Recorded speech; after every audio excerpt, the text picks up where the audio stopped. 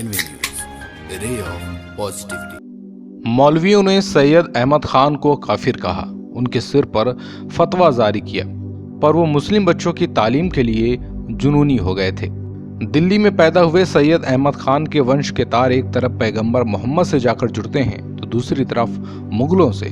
थोड़ा fast forward करते हुए और उन्हें गालिब के बगल से निकलते हुए हम सन 1857 पर आते हैं। ईस्ट इंडिया कंपनी में बतौर क्लर्क नौकरी करते हुए सैयद अहमद खान ने 1857 के गदर पर अपनी किताब असबाब बगावत ए हिंद में सीधे तौर पर अंग्रेजों को जिम्मेदार ठहराया था। यहाँ एक बात समझने की है, अंग्रेजों को लगता था कि बगावत की आग मुगल दरबार में ऊंचे ओहदों पर बैठे मुसलमानों ने लगाई है।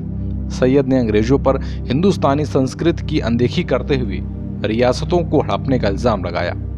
उन्होंने यह भी कहा कि अंग्रेजों को अपने राजकाज में मुसलमानों की भर्ती करनी चाहिए, जिससे ऐसे उत्पात फिर न हो। अंग्रेजों ने मुसलमानों को इसलिए जिम्मेदार माना था कि एक IAS अफसर विलियम हंटर ने उन पर एक रिपोर्ट पेश की थी। रिपोर्ट के मुताबिक गदर इसलिए हुआ था कि इस्लाम किसी रानी या राजा की ताकत को स्वीकार नहीं करता, लिहाजा मुसलमान शासक रानी विक्टोरिया के खिलाफ उठ खड़े हुए। उधर सैयद को इस बात का बेहद अफसोस रहा कि मुगल जो इस मुल्क पर शासन करने के लिए बने थे वे एक रोज यूं बेगाने कर दिए गए। अपनी किताब की एक प्रतिलिपि यानी कॉपी उन्होंने बरतानिया सरकार को इंग्लैंड भेजी।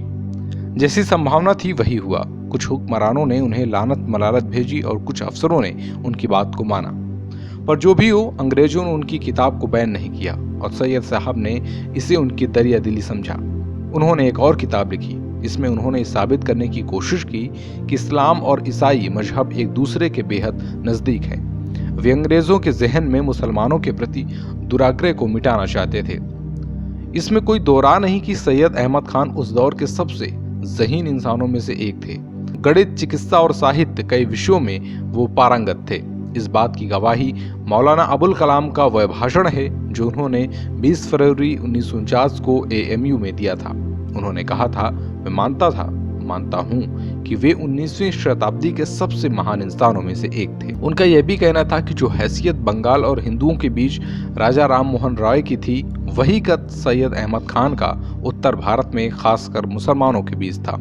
आज़ाद यही नहीं रुके, उन्होंने सैयद खान को भारतीय मुसलमानों के सामाजिक संघर्ष का झंडा बरदार बताया। सैयद अहमद खान को लगने लगा था कि हिंदुस्तान के मुसलमानों की खराब हालत की वजह सिर्फ उनकी अशिक्षा नहीं बल्कि यह भी है कि उनके पास नए जमाने की वजह वे इस दिशा में कुछ विशेष करने की लगन के साथ जुट गए।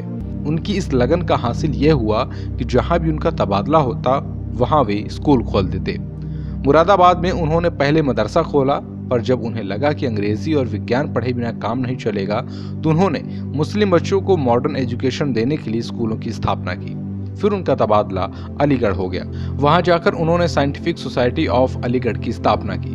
हिंदुस्तान भर के मुस्लिम विद्वान अलीगढ़ जाकर मजलिसें करने लगे और शहर में अदबी माहौल पनपने लगा।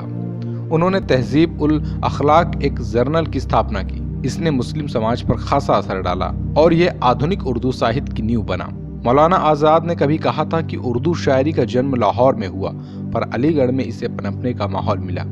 इससे हम समझ सकते हैं कि सैयद अहमद खान का योगदान कितना बड़ा है। सैयद अहमद खान ने अंग्रेजी की कई किताबों का उर्दू और फारसी में तर्जुमा करवाया।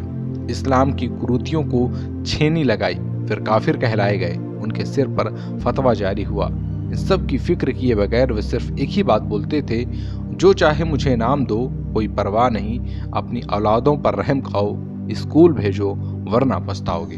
वे इस कदर जुनूनी हो गए थे कि मुसलमान बच्चों को स्कूलों के निर्माण के लिए पैसा इकट्ठा करने की खातिर उन्हें नाटक करना या गजल गाना भी गवारा था। वे मुसलमानों से अक्सर कहा करते थे कि दुनिया को इस्लाम के बजाय अपना चेहरा दिखाओ, यह दिखाओ कि तुम कितनी तहजीब याफ्ता, पढ़े लिखे और सहिष्णु हो।